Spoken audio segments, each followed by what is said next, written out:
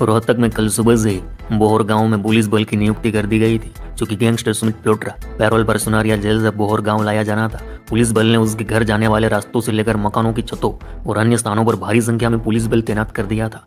रोहतक के बोहर गांव निवासी अमित उर्फ मोनू समेत 3 युवकों की हत्या के 10 दिन बाद भी पुलिस हत्यारों को गिरफ्तार नहीं कर पाई। वहीं रविवार को अमित उर्फ मोनू की 13वीं पर उसका भाई गैंगस्टर सुमित प्योट्रा पैरोल लेकर पहुंचा और भाई के हवन आहुति देकर आत्मा की शांति के लिए प्रार्थना की। गौरतलब है कि बलियाना मोड़ के पास शराब के ठेके पर अंधाधुंध फायरिंग कर 3 युवकों की हत्या करने के बाद गिरफ्तारी करना तो दूर, अभी तक बदमाशों का सुराग तक नहीं लगा पाई पुलिस।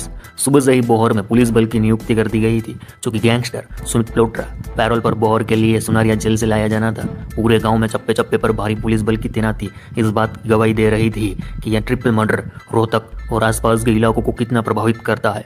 पुलिस को अंदेशा है कि कोई बड़ी गैंग वॉर हो सकती है। इस आने वाली मुसीबत से निपटने के लिए भारी मात्रा में फोर्स तैनात की गई थी।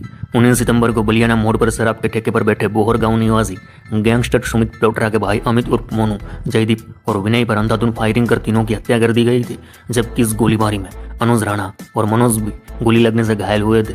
इस ट्रिपल मर्डर की जिम्मेवारी गैंगस्टर और राहुल बाबा ने ली थी। इसी के साथ इस गैंग वॉर के तार राहुल बाबा से होते हुए गैंगस्टर काला जठेड़ी और लॉरेंस बिश्नोई तक ले जाते हैं। खैर, पहले यह समझना होगा कि आखिर गैंगस्टर सुमित प्योट्रा के भाई और उसके 2 साथियों की हत्या की असली वजह क्या है। तो सुनो मामा, गैंगस्टर राहुल बाबा और सुमित प्योट्रा के बीच वर्ष 2023 में पहली बार 29 दिसंबर को सुनारिया जेल में गैंग वॉर हुई थी। अब 3 लोगों की हत्या के बाद फिर से वहीं खूनी खेल शुरू हो गया है। इस ट्रिपल मर्डर से पहले राहुल उर्फ बाबा पुलिस के लिए सिरदर्द तब बन गया जब एक जिम मालिक की हत्या में उसका नाम आया। आरोप लगा हत्या को अंजाम देने के लिए हथियार राहुल बाबा ने मुहैया कराए थे। पुलिस ने उसकी गिरफ्तारी के लिए प्रयास किए, लेकिन वह हत्या नहीं चढ़ा। तब पुलिस ने उस पर 5,000 रुपये का इनाम घोषित किया। इसके बाद उसे गिरफ्तार कर लिया गया। इसके बाद उसे सुनारिया जेल भेज दिया गया। कुछ समय सुनारिया जेल रखने के बाद तिहाड़ जेल भेज दिया गया। 25 दिसंबर 2023 को फिर से तिहाड़ से सुनारिया जेल लाया गया। तब जेल में सुमित प्योट्रा और राहुल बाबा के बीच वर्चस्व को लेकर झगड़ा होने लगा। इसकी एक वजह यह भी है कि बोहर गांव से 2 बड़े गिरोह ऑपरेट होते हैं। एक है रमेश लोहार गिरोह और दूसरा राजेश राज्य और सुमित प्योट्रा का गिरोह। इन दोनों गिरोह के बीच इलाके में शराब के ठेके, अवैध जमीन पर कब्जा और बाकी कई चीजों को लेकर खूनी खतरनाक दुश्मनी चल रही है, और इस दुश्मनी में कई बार गैंग वॉर हुई। सुमित प्योट्रा ने कोर्ट के अंदर रमेश लोहार पर जानलेवा हमला भी किया था। खैर, अब रमेश लोहार राजनीति में उतर चुका है और यह राहुल बाबा रमेश लोहार का करीबी है, खासम खास है। इसी वजह से जब 2 विरोधी गैंगस्टर एक ही जेल में बंद कर दिए गए तो वहां भी वर्चस्व को लेकर टकराव शुरू हो गया। इस वर्चस्व के झगड़े को लेकर प्योट्रा गैंग के 4 बदमाशों ने जेल के अंदर राहुल बाबा पर धारदार हथियार से हमला कर दिया था। मामले में शिवाजी कॉलोनी थाना पुलिस ने 4 लोगों पर केस दर्ज किया था।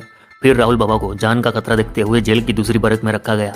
इस बरक में प्योट्रा गैंग का कोई साथी या गुर्गा बंद नहीं था, लेकिन इस हमले का बदला लेने के लिए राहुल बाबा ने ठान ली थी। इसको लेकर राहुल बाबा ने जेल से जमानत पर आने के बाद प्योट्रा गैंग से बदला लेने के लिए प्योट्रा के भाई अमित नांदल की हत्या की योजना बनाई थी। हरियाणा में चुनाव के बीच राहुल बाबा और सुमित प्योट्रा गैंग के बीच चली आ रही गैंग वॉर में 3 युवकों की हत्या किए जाने के बाद पुलिस अलर्ट हो गई है। यहाँ बता दें कि गैंगस्टर सुमित प्योट्रा रोहतक के बोहर गांव का रहने वाला है। उसने 12वीं परीक्षा पास करने के बाद स्कूल छोड़ दिया था। पुलिस फाइलों के मुताबिक जब सुमित प्योट्रा 5 साल का था तब गांव के ही सुरेश उर्फ कुक्कू ने उसके चाचा की हत्या कर दी थी। बाद में उसने अपने ताऊ के लड़के दीपक के साथ मिलकर वर्ष 2011 में सुरेश उर्फ कुक्कू की हत्या कर दी। इस मामले में उसे उम्र कैद की सजा हुई थी। इसके बाद जेल में उसकी दोस्ती हरियाणा के बड़े बड़े गैंगस्टरों से हुई। जेल में ही वह अपने ही गांव के राजेश उर्फ राजे से मिला। उसके साथ मिलकर उसने गैंग बनाया और अपराध करना शुरू कर दिया। दिसंबर 2016 में सुमित ने जेल से ही खरवाड़ा में लीला की हत्या अपने गुर्गे से करवा दी। 28 दिसंबर 2016 को पोली गढ़वाल में साथी कालू की मौत का बदला लेने के लिए एक व्यक्ति को गोली मार दी। फरवरी 2017 में साथी राहुल उर्फ चित्ता के कहने पर एक लड़के का मर्डर करवाया। मार्च 2017 में बोहर निवासी पूर्व गैंगस्टर और पॉलिटिशियन रमेश लोहार को मारने की नीयत से अदालत के बाहर गोलियां चलवाई।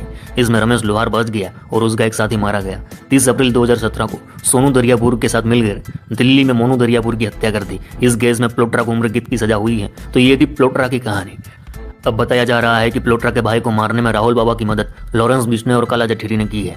हालांकि अभी तक ये बातें साबित नहीं हो पाई, ये सिर्फ आरोप है। लेकिन इन अफवाहों के साथ ये भी कयास लगाए जा रहे हैं कि अब सुमित प्योट्रा अपने भाई की मौत का बदला लेने कुछ बड़ा जरूर करेगा। अब आगे क्या होगा ये तो आने वाला वक्त